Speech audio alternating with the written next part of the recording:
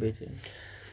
Hello friends, आज हम लोग जो चैप्टर पढ़ रहे हैं कॉन्स्टिट्यूशनल या historical development of the constitution, ये कॉन्स्टिट्यूशनल डेवलपमेंट, उसी का अगला पार्ट पढ़ते हैं जो है सबसे इम्पोर्टेंट, जैसे कि बार बार क्वेश्चन चाहे सब्जेक्टिव एग्जाम हो या ऑब्जेक्टिव एग्जाम हो सभी में पूछता है। जैसे मेंस का एग्जाम हो, प्रीलिम्स का एग्जाम हो, सभी में पूछता है जैसे। और इसमें कौन सा है आज जो पढ़ेंगे वो है government of India act 1858। Government of India act 1858। तो इसको बहुत अच्छा से पढ़ेंगे और एक एक पॉइंट को याद करेंगे, क्योंकि ये जो सबसे इम्पोर्टेंट में से एक है, बहुत ज़्यादा इम्पोर्टेंट है। तो पहला जो गवर्नमेंट ऑफ इंडिया एक्ट 1858 है, इसमें ये जानना है हमें कि इसे ही एक और नाम से जाना जाता है, और वो है the act for the good government of India. The act for the good government of India. अच्छा, इसका नाम ऐसा क्यों है ये थोड़ी देर के बाद समझ में आएगा, क्योंकि हम लोग पहले इसका बैकग्राउंड को समझते हैं। इस एक्ट का क्या बैकग्राउंड था? गवर्नमेंट ऑफ इंडिया एक्ट 1858 है, इस एक्ट का क्या बैकग्राउंड था इसको समझते हैं। इसको समझने का बहुत सिंपल है कि हम लोग इतिहास में पढ़े कि रिवोल्ट ऑफ 1857 हुआ था। रिवोल्ट ऑफ 1857, 1857 की क्रांति हुई थी। इसको ही 1857 की क्रांति को ही बोलते हैं फर्स्ट वार ऑफ इंडिपेंडेंस, जो कि वी डी सावरकर ने बोला था। जो रिवोल्ट ऑफ 1857 है, इसी को बोला था फर्स्ट वार ऑफ इंडिपेंडेंस। जब ये क्रांति हुई, रिवोल्ट ऑफ 1857 हुआ, तो इससे लगभग अंग्रेज का पांव उखड़ गए थे। यानी अंग्रेज को लगभग हम लोग भारत से भगा दिए थे। मतलब हम जीत के बहुत करीब थे, और इसमें अंग्रेजों की बहुत क्षति हुई, बहुत नुकसान हुई। अंग्रेजों को लगा कि अब हम भारत में अब रूल करना थोड़ा मुश्किल हो सकता है। इसके लिए जो ब्रिटिश पार्लियामेंट है, ये सब जितना भी एक्ट है वो कौन ला रहा है? ब्रिटिश पार्लियामेंट ला रहा है। तो इसके लिए जो ब्रिटिश पार्लियामेंट है, सबसे पहला काम क्या किया कि गवर्नमेंट ऑफ इंडिया एक्ट 1858 लाया। और इस एक्ट से जो पहला काम है वो इन्होंने क्या किया, उन्होंने जो ब्रिटिश ईस्ट इंडिया कंपनी है इसको ख़त्म कर दिया। यानी ब्रिटिश ईस्ट इंडिया कंपनी पूरी तरह से, चाहे इसका कमर्शियल इंटरेस्ट हो या कुछ भी हो, ब्रिटिश ईस्ट इंडिया कंपनी को ख़त्म कर दिया गया। और ब्रिटिश ईस्ट इंडिया कंपनी का जितना भी लैंड था, जो इंडिया में पोजेशंस था, जो एरिया जीता था, ये पोजेशंस को, लैंड को, ये सभी को किसके नाम पर कर दिया गया? ब्रिटिश क्राउन के नाम पर कर दिया गया। सिंपल सी बात पढ़ रहे हैं कि जब 1857 की क्रांति हुई और ब्रिटिश को लगा कि हम हार सकते थे, तो ब्रिटिश पार्लियामेंट में ने इसका जिम्मेदार ब्रिटिश ईस्ट इंडिया कंपनी को ठहराया कि इसके नीति के कारण ही हमें ऐसा दिन झेलना पड़ रहा है। अब भारत में जब इतना ज़्यादा प्रॉपर्टी ब्रिटिशर्स ने जीत लिया है, भारत का बहुत लंबा एरिया में ब्रिटिशर्स रूल कर रहा है, इसके कारण क्या हुआ?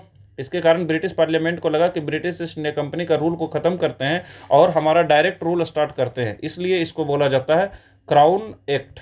जैसे हम ऊपर में अभी पढ़ेंगे थोड़ा देर में कि ये क्राउन रूल के अंदर आता है। 1858 से 1947 के बीच में जितना भी एक्ट आएगा, जैसे कि हम लोग अभी पढ़ रहे हैं गवर्नमेंट ऑफ इंडिया एक्ट 1858, फिर उसी तरह पढ़ेंगे कि 1861 में आएगा एक्ट, उसी तरह पढ़ेंगे 1892 में आएगा, उसी तरह पढ़ेंगे 1909 में आएगा, उसी तरह पढ़ेंगे 1919 में आएगा, उसी तरह पढ़ेंगे 1935 में आएगा, और finally independence of India act 1947 में आएगा। ये सब एक्ट को आ रहा है तब जब इंडिया का रूलर कौन है? ब्रिटिश क्राउन है। ब्रिटिश क्राउन मतलब ब्रिटिश का राजा है, क्राउन मतलब ब्रिटिश का राजा है, तभी ये सब कानून आ रहा है, इसलिए इसको क्राउन एक्ट भी बोलते हैं। इसके पहले वाला जितना भी कानून था वो उस समय जब इंडिया में आ रहा था वो सब एक्ट, तो वो था ब्रिटिश ईस्ट इंडिया कंपनी के अंदर इंडिया था। यानी उस समय इंडिया किसका गुलाम था? एक कंपनी का गुलाम था। ब्रिटिश ईस्ट इंडिया कंपनी ही भारत का सर्वोसर्वा था, भारत का राजा था, भारत का रूलर था, भारत का एडमिनिस्ट्रेटर था, भारत का गवर्नमेंट था। इसलिए उसको British east India act, British east India company का रूल माना जाएगा। और अभी जो 1858 के बाद आएगा ये क्राउन रूल है। ऐसा क्यों हुआ? इसलिए हुआ कि जब 1857 की क्रांति होती है तब ब्रिटिश ईस्ट इंडिया कंपनी को ख़त्म कर दिया जाता है और पूरा पावर किसके द्वारा ले लिया जाता है? ब्रिटिश क्राउन के द्वारा ले लिया जाता है। तब यहाँ से क्या हुआ कि ब्रिटिश ईस्ट इंडिया कंपनी को ख़त्म कर दिया गया, और अब इंडिया में जो रूल होगा, इंडिया में रूल किसके द्वारा होगा और किसके नाम पर होगा? तो हर मैजेस्टी क्वीन के नाम पर होगा। हर मैजेस्टी क्वीन मतलब सम्मान करने का एक तरीका है, बोलने का तरीका है इंग्लिश में, कि क्वीन को सम्मान के साथ बोल रहा है तो बोल रहा है हर मैजेस्टी क्वीन, क्योंकि उस समय क्वीन था, रानी थी, इसलिए बोलते हैं हर मैजेस्टी क्वीन। जब कभी राजा बनेगा तो राजा के अंदर इंडिया रहेगा, क्राउन के अंदर रहेगा। इसमें जो सबसे इंपॉर्टेंट चेंज तो यही था कि ब्रिटिश ईस्ट इंडिया कंपनी के रूल को ख़त्म कर दिया गया और क्राउन का रूल स्टार्ट हुआ। दूसरा जो इंपॉर्टेंट बात था वो था कि गवर्नर जनरल, इससे पहले इंडिया में होता था गवर्नर जनरल ऑफ इंडिया। हम लोग पहले देख लिए थे कि इससे पहले गवर्नर जनरल ऑफ बंगाल होता था। गवर्नर जनरल ऑफ बंगाल होता था। उससे पहले सिर्फ गवर्नर्स होता था। तो 1773 से पहले सिर्फ गवर्नर हुआ करता था। 1773 में पहली बार गवर्नर ऑफ बंगाल को बना दिया गवर्नर जनरल ऑफ बंगाल, और 1833 में पहली बार गवर्नर जनरल ऑफ बंगाल को बना दिया गवर्नर जनरल ऑफ इंडिया। और अब 1858 में गवर्नर जनरल ऑफ इंडिया का नाम बदल कर वायसरॉय रख दिया। तो जो पहले गवर्नर जनरल ऑफ इंडिया कहलाते थे, अब उसी को वायसरॉय कहेंगे। और वायसरॉय का सिंपल मतलब है वाइस ऑफ रॉय। वाइस मतलब कि उप, मतलब जूनियर, उसके नीचे जो काम कर रहा है, और रॉय का मतलब हुआ रॉय का मतलब हुआ राजा। यानी कि this viceroy was direct representative of the crown in India. तो viceroy viceroy, he was direct representative of the crown को रिप्रेजेंट कर रहा है इंडिया में। So he was known as direct representative of crown in India. India में direct representative है crown का, crown के अंदर काम कर रहा है, इसलिए इसको वायसरॉय बोलते थे। फिर क्या क्या किया कि पहले हम लोग देखे थे कि ब्रिटिश ईस्ट इंडिया कंपनी जो है, इसको जो कंट्रोल करता है, दो लोग कंट्रोल करता है। शुरू में तो एक ही था, जिसको बोलते हैं बोर्ड ऑफ डायरेक्टर्स बोलते हैं। इसको बोलते हैं बोर्ड ऑफ डायरेक्टर्स। जो ब्रिटिश ईस्ट इंडिया कंपनी है, इसको बोलते थे, इसको जो कंट्रोल करता था लंदन से एक होता था ग्रुप, जिसको बोलते हैं बोर्ड ऑफ डायरेक्टर्स। ये 24 हुआ करता था पहले, बोर्ड ऑफ डायरेक्टर्स की संख्या 24 हुआ करता था। और इसको अपॉइंट करता था कोर्ट ऑफ प्रोप्राइटर्स जो एक्चुअल शेयर होल्डर्स था। अगर ये सब नहीं पता चल रहा है तो ये सब हम लोग पहला लेक्चर में पढ़े थे और उसमें डिटेल से पढ़े थे, तो उसको जाके जरूर देखिए कि कोर्ट ऑफ प्रोप्राइटर्स अपॉइंट करता था एनुअली बोर्ड ऑफ डायरेक्टर्स को, और ये रूल करता था। बाद में हमने देखा कि ब्रिटिश गवर्नमेंट ने एक और बोर्ड बना दिया, जिसको बोलते हैं बोर्ड ऑफ कंट्रोल, जो कि इसका अदर अफेयर्स को देखेगा। कॉमर्शियल के अलावा जितना भी मैटर है, पॉलिटिकल मैटर्स है, उसको बोर्ड ऑफ कंट्रोल देखेगा। ये सब हम पहले ही पढ़ चुके हैं, तो जरूर से पीछे वाला लेक्चर देख के इस पे आ रहा है, नहीं तो समझ में नहीं आएगा। तो ब्रिटिश ईस्ट इंडिया कंपनी को बोर्ड ऑफ डायरेक्टर्स भी देखता था और बोर्ड ऑफ कंट्रोल, दोनों लंदन में रहता था। अब क्या किया, क्योंकि अब ब्रिटिश ईस्ट इंडिया कंपनी को हटा दिया गया, तो इसके सारे सिस्टम को हटा दिए गए। बोर्ड ऑफ डायरेक्टर को खत्म कर दिया गया, बोर्ड ऑफ कंट्रोल को खत्म कर दिया गया, और इसके जगह लंदन में अब जो बैठेगा वो है सेक्रेटरी ऑफ स्टेट। तो लंदन में जो अब बैठ रहे हैं, और ये जितना भी इंडिया में प्रशासन चल रहा है, इसका जो एक्चुअल हेड है उसको बोलेंगे secretary of state for India, क्योंकि इंडिया के लिए है इसलिए इसको बोलते हैं secretary of state for India. India के लिए है ना सेक्रेटरी ऑफ स्टेट। तो ये भी बहुत सिंपल सी बात है, जिसको कि ज़्यादा डिफिकल्ट नहीं बनाना है। ये डिफिकल्ट नहीं बनाना है कि पहला बात ये है कि सेक्रेटरी का मतलब ब्रिटेन में या अमेरिका में सेक्रेटरी किसी और को नहीं, मिनिस्टर को बोलते हैं। तो ये कुछ नहीं था, मिनिस्टर था। कहा, इंडिया के लिए जो मिनिस्टर था। जैसे फॉर एग्जांपल हमारा देश है इंडिया, हमारे यहाँ बहुत सारे मिनिस्टर हैं। जो मेन मिनिस्टर हैं प्राइम मिनिस्टर हैं। डिफेंस को जो देखते हैं उसको डिफेंस मिनिस्टर बोलते हैं। फाइनेंस को जो देखते हैं उसको फाइनेंस मिनिस्टर बोलते हैं। फॉरेन अफेयर्स को जो देखते हैं फॉरेन मिनिस्टर बोलते हैं, फॉरेन अफेयर्स मिनिस्टर बोलते हैं, एक्सटर्नल अफेयर्स मिनिस्टर बोलते हैं। होम को जो देखते हैं यानी इंडिया के अंदर की मामला को देखते हैं उसको होम मिनिस्टर बोलते हैं। रोड को जो देखते हैं उसको रोड मिनिस्टर बोलते हैं, या रेलवे को जो देखते हैं रेलवे मिनिस्टर बोलते हैं। इस तरीका से मिनिस्टर है। उसी तरह जब मान लिया जाए कि इंडिया अगर बहुत बड़ा एरिया को जीत ले, मान लो चाइना को हम लोग जीत लेते हैं, तो एक मिनिस्टर तो बनाना पड़ेगा जो चाइना को देखेगा। तो ये क्या है, मिनिस्टर ऑफ चाइना है। उसी तरह यहाँ पर क्या है, क्योंकि ब्रिटेन के अंदर इंडिया है, ब्रिटेन इंडिया पर कैप्चर कर लिया है, इंडिया को रूल कर रहा है, इसलिए ब्रिटेन में एक मिनिस्टर को क्या बोला गया, secretary of state for India. क्योंकि मिनिस्टर को ही सेक्रेटरी बोलते हैं। अगर इंडिया में रहता तो इसी को बोलते हैं minister of state for China. तो यहाँ पर बोल रहे हैं secretary of state for India. अब कोई भी मिनिस्टर होता है, हम लोग आगे का पॉलिटिकल लेक्चर में देखेंगे कि ये जो मिनिस्टर होते हैं ये रिस्पॉन्सिबल होते हैं। जो वहाँ का हाउस है, लोअर हाउस जो होता है, हाउस ऑफ कॉमन्स भी बोलते हैं ब्रिटेन में। तो जो लोअर हाउस होता है, लोअर हाउस के लिए रिस्पॉन्सिबल होते हैं मिनिस्टर, या यूं कहें कि लोअर हाउस किसका हिस्सा होता है, पार्लियामेंट का हिस्सा होता है। तो ये जो मिनिस्टर होते हैं ये रिस्पॉन्सिबल होते हैं किसके प्रति, पार्लियामेंट के प्रति होते हैं। तो ये भी सेक्रेटरी ऑफ स्टेट रिस्पॉन्सिबल रहेंगे किसके प्रति, पार्लियामेंट के। और ये जो जितना भी मिनिस्टर हैं, ये मिनिस्टर जो बड़े बड़े मिनिस्टर होते हैं, इसी को क्या बोलते हैं, इसी के ग्रुप को क्या बोलते हैं, कैबिनेट बोलते हैं। अगर ये सब नहीं समझ में आ रहा है तो आगे का लेक्चर में ये सबको डिटेल में पढ़ना है, तब जरूर से जरूर समझ में आएगा। पर अभी तो हम इतना देख रहे हैं कि ये जो secretary of state for India है ये कुछ और नहीं बल्कि ब्रिटेन का एक मिनिस्टर ही हुआ करता था। और क्योंकि मिनिस्टर है और बड़ा मिनिस्टर है, क्योंकि इंडिया सबसे इंपॉर्टेंट मोस्ट प्राइस्ड कॉलोनी था, सबसे ज़्यादा पैसा इंडिया से ही जाता था, इसलिए मिनिस्टर कैबिनेट का हिस्सा हुआ करता था। कैबिनेट किसी को नहीं बोलते हैं, कैबिनेट मिनिस्टर बोलते हैं। जो बड़े बड़े सीनियर मोस्ट मिनिस्टर है उसी को कैबिनेट मिनिस्टर का पोस्ट दे दिया जाता है, इसी को बोलते हैं कैबिनेट मिनिस्टर। तो secretary of state for India कुछ नहीं थे, ब्रिटेन का मिनिस्टर थे जो इंडिया के लिए बनाए गए थे, और ये हैं कैबिनेट मिनिस्टर का हिस्सा है, और ये रिस्पॉन्सिबल है टू द पार्लियामेंट। अब इतना बड़ा देश इंडिया, उसको अकेला secretary of state for India तो नहीं देख सकता है, अकेला मिनिस्टर तो नहीं देख सकता है। इसके लिए एक काउंसिल बनाया गया जो सेक्रेटरी ऑफ स्टेट का काउंसिल रहेगा, और इसमें 15 लोगों को दिया गया कि ये काउंसिल की मदद से सेक्रेटरी ऑफ स्टेट इंडिया को देखेंगे। तो इसलिए एक काउंसिल भी क्रिएट किया गया secretary of state for India के लिए। इतना बात अगर समझ में आ गया तो आइए एक बार पढ़ लेते हैं, यही सबको पढ़ना है। तो पहला क्या है कि क्राउन रूल 1858 से 1947 के बीच में जितना भी कानून आएगा, जितना भी एक्ट आएगा, सभी को क्राउन रूल बोलेंगे।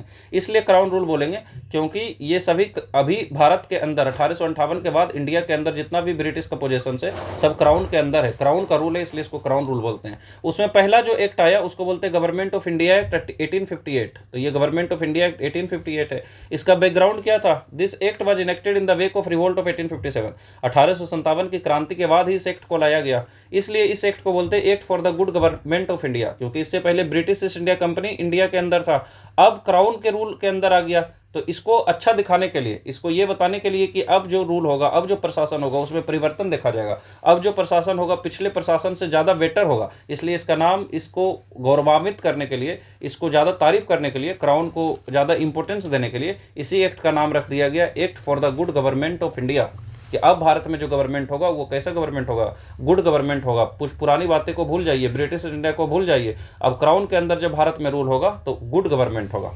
इससे क्या हुआ ये हम लोग पहले देखे हैं कि it abolished the East India Company and transferred the powers of government territories and revenues to the British Crown. जो ईस्ट इंडिया कंपनी था इसे एबोलिश कर दिया गया, इसे खत्म कर दिया गया, और इसके अंदर जितना भी पावर था, चाहे इसके सरकार का पावर हो, इसका टेरिटरीज हो, एरिया हो, या फिर रेवेन्यू हो, ये सभी को ब्रिटिश क्राउन के अंदर दे दिया गया। क्या फीचर था इस एक्ट का? Henceforth India to be governed by and in the name of her majesty. क्योंकि इस समय क्वीन थी इसलिए हर मैजेस्टी लिखा गया है। तो अब से भारत में गवर्न किसके द्वारा होगा? तो गवर्न बाय हर मैजेस्टी, यानी कि क्राउन के द्वारा गवर्न हो रहा है, वहां की महारानी के द्वारा गवर्न हो रहा है, और उन्हीं के नाम पे गवर्न हो रहा है। तो पहला बात यह है कि इंडिया का गवर्नेंस, अब इंडिया गवर्न होगा, ब्रिटिश इंडिया कंपनी के नाम से गवर्न नहीं होगा, इसको खत्म कर दिया गया है। अब इंडिया गवर्न होगा, किसके नाम पर गवर्न होगा? तो क्वीन के नाम पर गवर्न होगा, इन्हीं के द्वारा गवर्न किया जाएगा, इन्हीं के द्वारा रूल किया जाएगा, और इन्हीं के नाम पर रूल किया जाएगा। फिर इट चेंज द डेजिग्नेशन, पहले जो गवर्नर जनरल ऑफ इंडिया हुआ करते थे अब उसी का नाम बदल कर क्या रख दिया गया? Viceroy of India. तो जो गवर्नर जनरल ऑफ इंडिया थे अब बन गए वायसराय ऑफ इंडिया, और ये थे direct representative of British crown in India. जो ब्रिटिश क्राउन है, ब्रिटिश का राजा है, उसका डायरेक्ट रिप्रेजेंटेटिव कौन है? वायसराय है। इसलिए वायसराय को वाइस प्लस रॉय भी याद रख सकते हैं कि ये रिप्रेजेंटेटिव है, रॉय मतलब रॉयल का, मतलब राजा का। और लॉर्ड कैनिंग बने पहले वायसराय ऑफ इंडिया। ये सब पहले ही हम लोग पढ़े हैं कि जो पहला गवर्नर जनरल ऑफ बंगाल बने थे वो बने थे विलियम बेंटिक। ये कौन बने थे? वारेन हास्टिंग बने थे गवर्नर जनरल ऑफ बंगाल 1773 में। बाद में जब देखे कि 1833 आया तब कौन बने? विलियम बेंटिक बने पहला गवर्नर जनरल ऑफ इंडिया, इनको बोला गया। अब गवर्नर जनरल ऑफ इंडिया का भी नाम बदल कर क्या रख दिया गया? फर्स्ट वायसराय ऑफ इंडिया, यानी वायसराय रख दिया गया गवर्नर जनरल। तो पहले वायसराय कौन बने? लॉर्ड कैनिंग बने। फिर ये एबोलिश कर दिया board of control, court of directors. ये सब पढ़े क्या होता है board of control, court of director? तो एक बार जरूर उसको अगर नहीं समझ में आएगा तो देखना है। तो बोर्ड ऑफ कंट्रोल और कोर्ट ऑफ डायरेक्टर को खत्म कर दिया गया, और इसके जगह, यानी कि इससे क्या था कि डुअल गवर्नमेंट जैसा कुछ आ गया था, क्योंकि बोर्ड ऑफ कंट्रोल पर ब्रिटिश गवर्नमेंट का अधिकार था और court of director British east India company के द्वारा अपॉइंट किया जाता था। तो ये डबल गवर्नमेंट जैसा हो गया, दो रूल हो गया, क्राउन का भी रूल हो गया, पार्लियामेंट का भी रूल हो गया, ब्रिटिश गवर्नमेंट का भी रूल हो गया, और दूसरी तरफ कंपनी का रूल हो गया। तो अब इसको एबोलिश कर दिया गया, और इसी की जगह क्या लाया गया? Created the office of secretary of state. तो बोर्ड ऑफ कंट्रोल और बोर्ड ऑफ डायरेक्टर को हटाकर सेक्रेटरी ऑफ स्टेट क्रिएट किया गया, secretary of state for India, जो कि क्या थे? मेंबर थे ब्रिटिश कैबिनेट का, और रिस्पॉन्सिबल किसके प्रति थे? ब्रिटिश पार्लियामेंट के प्रति, क्योंकि ये मिनिस्टर है तो रिस्पॉन्सिबल रहेंगे पार्लियामेंट के प्रति।